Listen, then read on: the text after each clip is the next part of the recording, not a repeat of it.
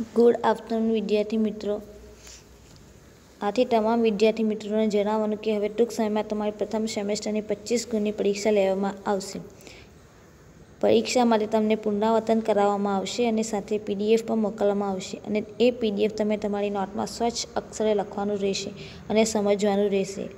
આ પુનરાવર્તન ઇકરા સ્કૂલની એપ પર અસાઇનમેન્ટના ફોલ્ડરમાં મૂકવામાં આવશે। જે પુનરાવર્તન કરવામાં આવશે એમાંથી જ પૂછવામાં આવશે, જેની ખાસ નોંધ લેવી। મૂલ્યાંકન કસોટી પૂર્ણ થયા બાદ તારીખ જોઈ નોટ શાળામાં જમા કરાવવાની રહેશે। હવે તમે ધોરણ 7 વિષય કોમ્પ્યુટર આપણે પેપર સ્ટાઇલ જોઈએ। કુલ ગુણ છે 25। એમાં સિલેબસ કેટલો રહેશે?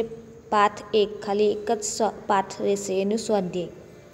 પ્રશ્ન નંબર 1, કૌંસમાં આપેલા શબ્દોમાંથી યોગ્ય શબ્દ પસંદ કરી ખાલી જગ્યા પૂરો। એના માર્ક્સ કેટલા રહેશે? 20।